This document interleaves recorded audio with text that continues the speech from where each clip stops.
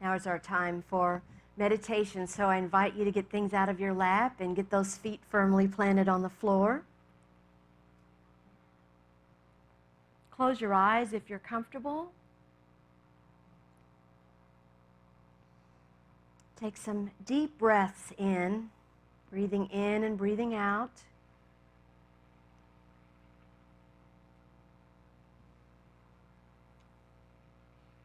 We're calling in this day a beautiful, radiant light. This light completely surrounds us and enfolds us in its radiance and magnificence. While we breathe and relax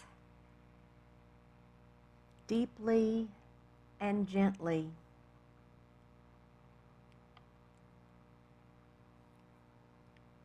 Feel yourself beginning to let go. Feel yourself, tension just releasing out of your muscles. Breathe deeply, gently, and slowly.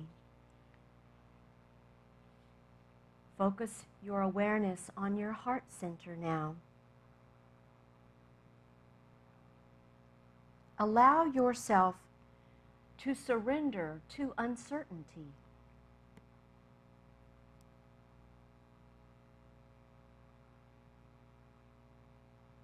Allow yourself the ability to let go of trying to control situations, people, things. Breathe deeply, gently, slowly, and trust. Trust your process. The hand that you cannot see that guides your life constantly, easily, with grace. Faith in your higher power that has a divine plan for you. Breathe deeply, gently, slowly, and have faith. Faith in the darkness that you see with your heart. Take a breath now and open your heart space. Allow your heart to guide you through challenges, through difficulties, through uncertain times, through pain you may be experiencing. Breathe deeply, gently. Allow your faith to strengthen.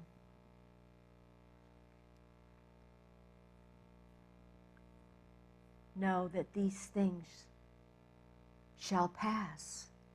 They too will pass. All the challenges that you're facing.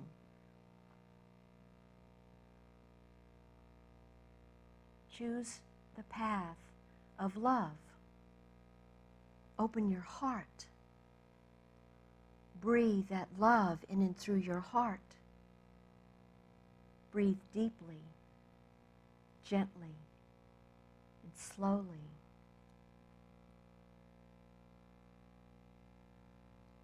You are guided even when you can't feel it, see it, touch it. You are guided every moment of every day. Believe that you are. Surrender your stress. Any anxiety that you may feel.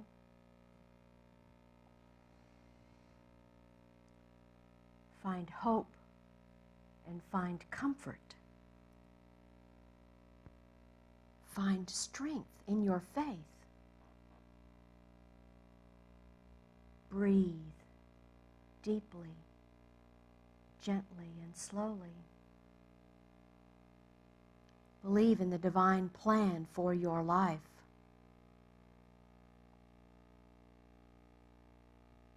That plan that is unfolding with ease and grace.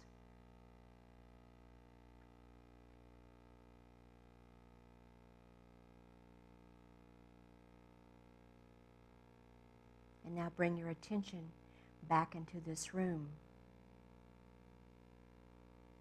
Feeling that peace of having let go. That peace of having affirmed your faith. That peace in knowing just how powerful and precious you are. We say thank you, indwelling Spirit, for this sweet time of remembrance. And so it is, and so we choose it. Amen. Whenever you're ready, just open those beautiful eyes. Affirming our faith. Reverend Chris Chenoweth tells a story about how he was on his way to this little town to officiate at a memorial service. And he was running a little bit late. And he was getting a little frustrated because when he got into town, the traffic was intense. And he began to slow down, and it slowed down, and it slowed, and finally it's going like 5 miles an hour. And he's thinking, I'm never going to get to the church on time. And then all of a sudden, he looks around, and there's people all over on the sidewalks in the street looking around. And he's realized he's pulled into the back end of a parade, a community parade in this town. And he's thinking, oh my gosh, now I'm never going to get out of here. And so he just relaxes. He takes a breath and he says, you know, I'm stuck, so I have to make the most of it. So he rolls down the windows of his car and he begins waving at all the people like he's one of the VIPs or something, you know, just waving out of his car and everybody's waving and clapping back. And he says, it is one of the most pleasant afternoons I've ever had. Yes, I was a few minutes late to the church. However, I would have missed that had I not driven in the way that I drove. So his suggestion is to look up and not down is faith. Be present for the gifts. There's no wrong turns, right? Even when you get off the highway and you see stuff, don't you? Even when you don't intend to. There's almost always a gift when we're on a road trip and we get off someplace. We're trying to look for a gas station or whatever, a place to eat. Last week, we talked about thinking, and we talked about denials a little bit last week because we're in chapters 5 and 6 of Emily Cady's Lessons in Truth. And so it was important that we understand how thinking works and how that's basically our principle 3 in unity, and also that we have to deny those things, those false beliefs that are not true. And so when you think about denials and affirmations, which is pretty fundamental in unity teachings, it is that we have to create like this vacuum. It's sort of like giving and receiving. You can't be giving, giving, giving and never receiving, or the opposite, right? There has to be a balance there. So when there are false beliefs, we have to have a mechanism to let go of them and so that we can replace them. You create the void of letting go of what no longer serves, and then you bring in that affirmation that feeds you with the right ideas, the truth ideas. So this week, because we're talking about affirmative prayer, basically, affirmations, we're talking about affirmations in faith. This is basically principle 4 because we've already done, in the first few chapters, we've done God is, I am. Last week was I think, and so today is I pray. You see, denials are absolutely necessary to break up and dissolve those false beliefs that we have been carrying around. Do you remember, like, as a child, I remember this, Do you remember being told, you can't go out there in that rain and get your feet wet. You'll get the sniffles or you'll get a cold. You can't do that. You have to keep your feet dry. So maybe half of your life you would run in after getting wet and you would dry your feet because you thought, well, hopefully, you dissolved that false belief somewhere along the line. You didn't need it anymore and you denied it in some form or fashion to just be something well-meaning person told you. Affirmations, then, we build our strength and our faith and our knowing of the truth. So these new truth-founded beliefs fill up our subconscious mind with the things that we want to replace what we took away with the denials. We clean out the old and replace it with something good. Because you see, your mental beliefs are the causes. The outer conditions are the effects. Everything starts in the mind. Everything. So you hear this a lot in Unity. What you perceive is what you receive, right? You could say what you expect is what you receive. You could say what you believe is what you receive. What you put out there in vibration is what you receive. It's all the same thing. It's like law of attraction. So here we are, the very beginning of November. The year has flown by. It's almost gone, right? And so some of us made affirmations or resolutions or set intentions at the beginning of the year, and I'll bet that there are some of your things that did not get answered. Some of those prayers maybe did not get answered this go-round. So what happened? Do you think God didn't hear you? Do you think perhaps maybe we got off track a little bit with the pandemic and everything else that's been going on? Do you think maybe we got a little off track from what we had set as an intention at the beginning of the year? When you set those intentions, it's because you had a desire in your heart. There was something that you wanted to have happen this year. And so if it hasn't, then we need to look at what is it that we could do that could finish out our year having our intentions met. Because that prompting of spirit is that desire that is in you. And it's what's creating the supply.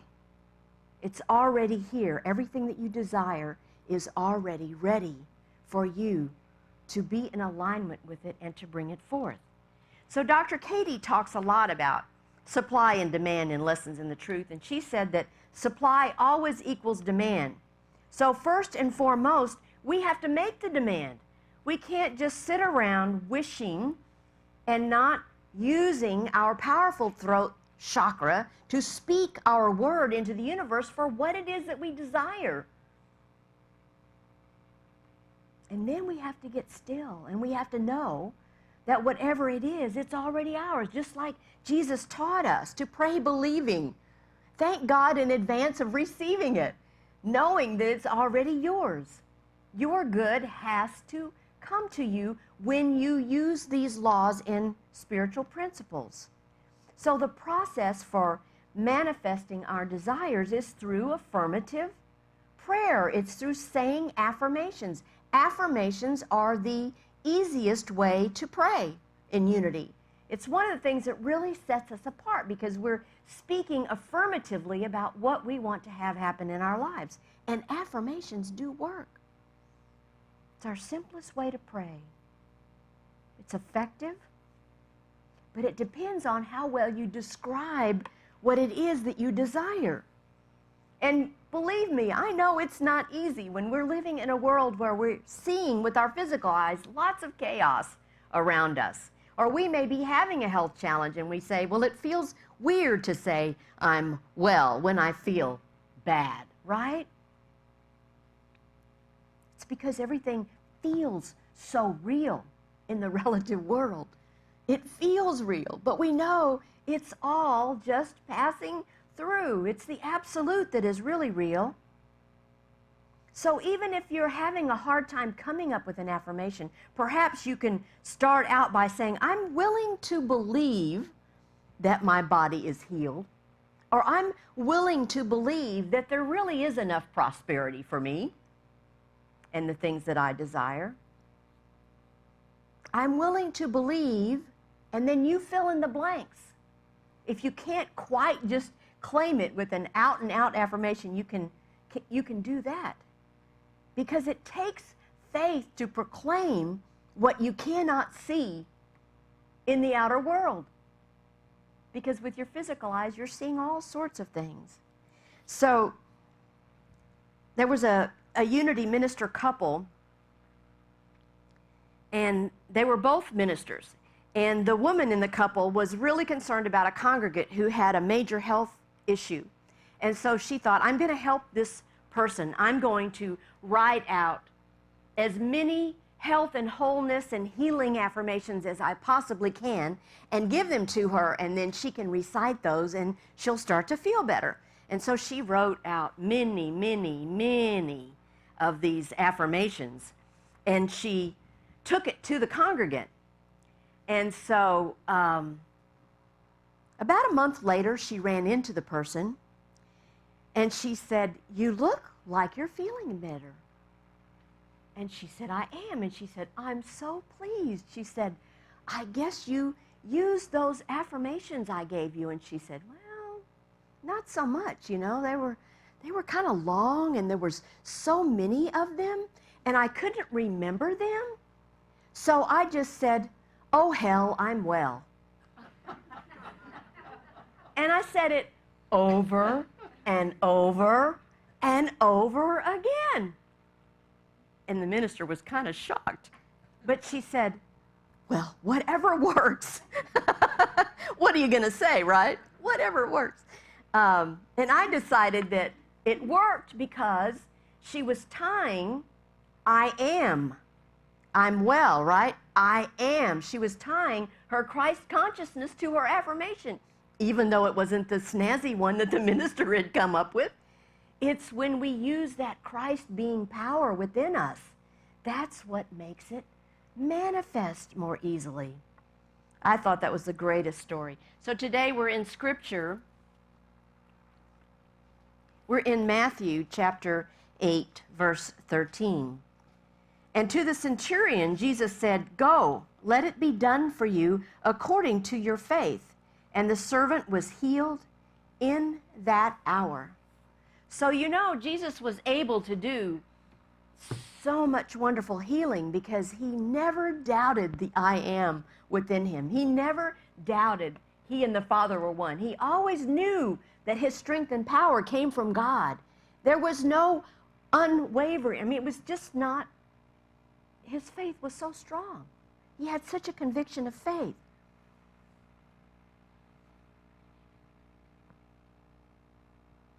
He completely believed in the absolute. Should we have that same confidence as well in our power to heal, just as Jesus did? Yes, we should. Honestly, we should. We should have that same conviction that we should know that our word is that powerful, that when we speak our word through our throat chakra out into the universe, and we put our full faith behind it, that we have this enabling power of the Holy Spirit to create whatever it is that we're speaking, expressed through our I am. So I invite you to say this affirmation with me. In Christ, I am abundant life, health, and strength. In Christ, I am abundant life, health, and strength. And now say it once more in the silence.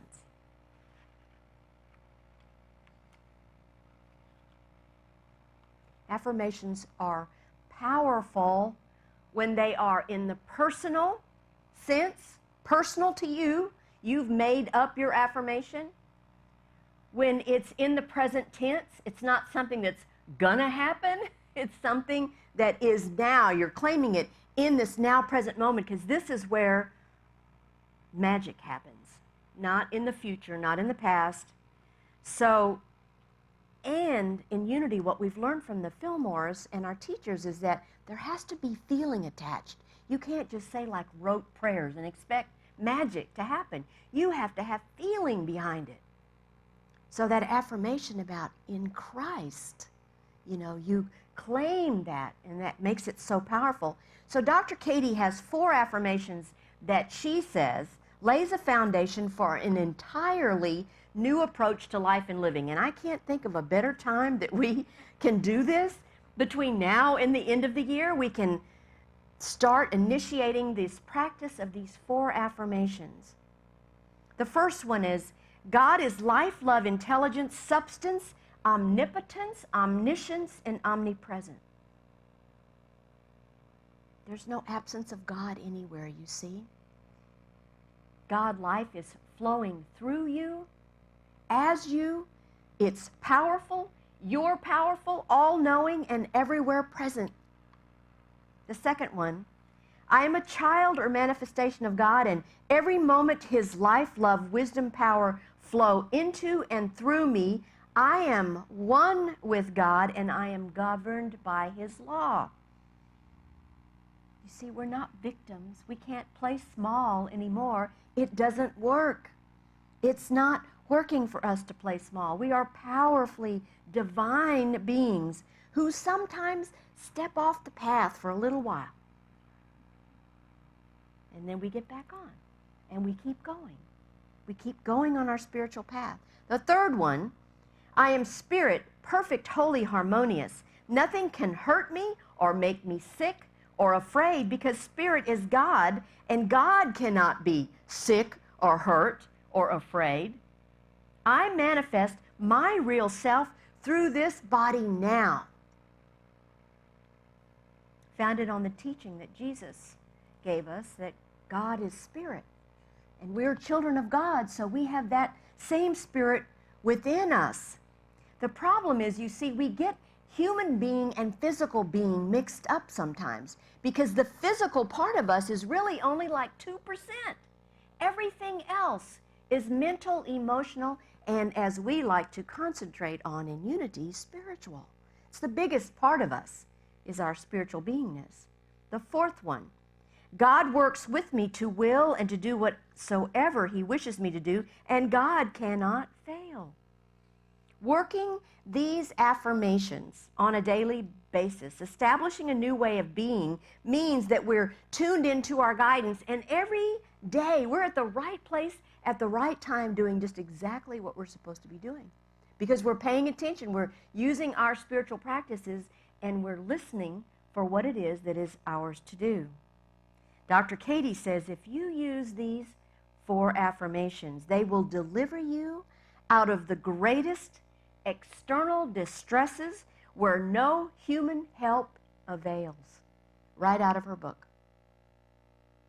It is as if the moment you emphatically assert your oneness with God, all power is unleashed to you, and it rushes to your rescue.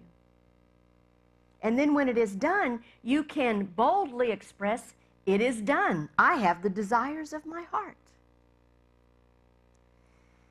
You see, we need our faith, because our faith is our yes power.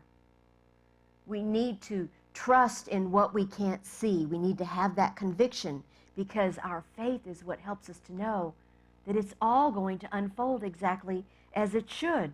Did you know that in the Bible, faith is mentioned over 400 times?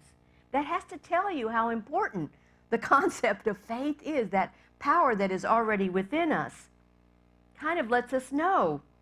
And the very best definition of faith that I have ever heard comes from Hebrews 11:1, where it says, it's the assurance of things hoped for, the conviction of things not seen. I absolutely love that word, conviction. It is so powerful, so strong. You know that you know. You have unshakable faith. You have it. You were born with that power of faith.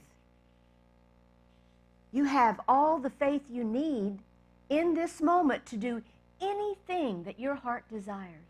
You don't have to pray for more faith. You know, a lot of times people will tell me, I wish I had more faith. And I was like, why? You have 100% of what you need right now in this moment. Why are you wishing for and putting it out there when it's already here? You just have to go in and remember how precious and special you are. It's our faith that helps us to look past the appearances of what we're not liking, what we see. Our faith helps us to see past the appearances of what we're seeing in our world, to know the truth underneath it, that we are birthing a magnificent new consciousness, and that we're going through the growing pains like a caterpillar trying to get out of that chrysalis and that cocoon. We're going to get out of our cocoon very soon. And then we're going to see the brave new world that we're creating through our consciousness. Using affirmations helps us to build the awareness of the faith that we already have. It just reminds us. And honest to goodness, when your faith is fully activated, I mean activated to 100%, there is no form of good that is not possible for you to receive. Dr. Katie was so strong. You know, she basically had these 12 lessons channeled through her in Lessons in Truth, and she absolutely wanted to make sure that she could prove each and every one of them. So here she is, this wonderful homeopathic physician, and has a great practice, and has money coming in, and people, you know, she's got fees set, and people are paying their bills and all that. But she decides, you know, if she's really gonna trust God as source, she needs to let go of that billing people and all that. So she just says, I'm just going to manifest my good by saying, we'll just do everything on love offering and see what happens. She almost starved. For 2 years, she struggled, hardly being able to pay any of her bills. And at some point in desperation, she cried out to God, I don't understand. I'm trying to live these teachings that I know are true. Please help me understand. I don't understand. And it came to her just as clear as a bell from Genesis. Let there be light, and there was light. And it came to her, you cannot have what you do not ask for. She had not been doing according to Jesus' teachings. She had never once said, I need the $400 to pay my mortgage. I need enough money in the bank to be able to buy groceries. And the minute she started to speak her word out loud and say what her desire was and what her need was, bam, there it was.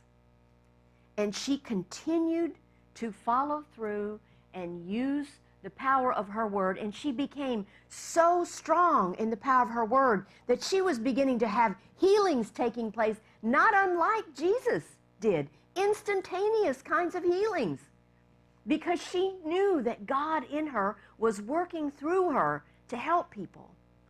She trusted that just like Jesus did. She was an amazing, amazing person. But what she realized is that she was giving, and not receiving, because she had not completely used the affirmations in the way that she needed to, which was to speak it out loud. We must give God's power direction, you see. And we do that by speaking our word out loud to the universe. We can do this. We can ask, believe, and affirm, and then we can keep that faith that we so deserve. Okay, it's time for a little joke. There was this frog. The frog went into the bank. He goes up to the teller, and he sees that the teller's name is Patricia Whack. So the frog goes and he says, Miss Wack, I'd like to get a $30,000 loan, please. I'd like to go on holiday. And she kind of looked at him with disbelief, and he said, you have to understand, my name is Kermit Jagger, and Mick Jagger is my dad. And we both know the bank president, so there shouldn't be any problem. And she looked at him, she said, yeah, but $30,000, I'm going to need some collateral. So the frog reaches in, grabs this little porcelain pink elephant about an inch tall, and she looks at that and she said, I'm going to have to go talk to the bank manager. So she goes away, and she says, you're not going to believe this. Kermit Jagger is here, and he wants $30,000, and all he has is this. She says, what is this? And the bank manager looked right back at her and says, it's a knick-knack, paddywhack. Give the frog a loan. His old man's a rolling stone.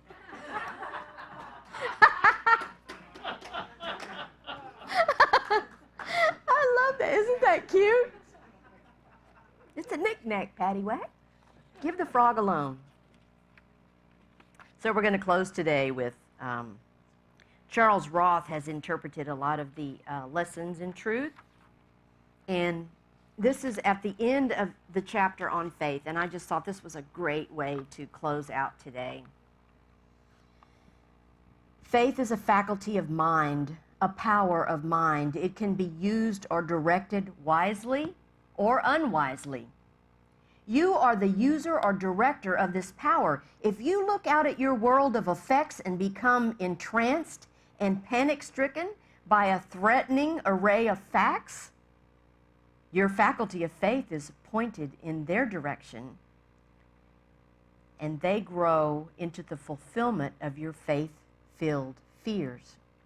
However, if you look inward to the kingdom of power and wisdom and light and become entranced by its light, your faculty of faith becomes the channel for God to express into your outer environment as the perfect answer to your pressing need. And folks, that's the way it really works. God bless. Thank you. You can clap. I love it. So now is the time in our service when we get to give back into our sweet community. So if you're watching online and you want to click the PayPal button, we would be so very grateful. Thank you so much. Let's bless our offerings together. Divine love, through me, blesses and multiplies all that I am, all that I have, all that I give, and all that I receive. Thank you, God, that this is so. And so it is, and so we allow it. Namaste.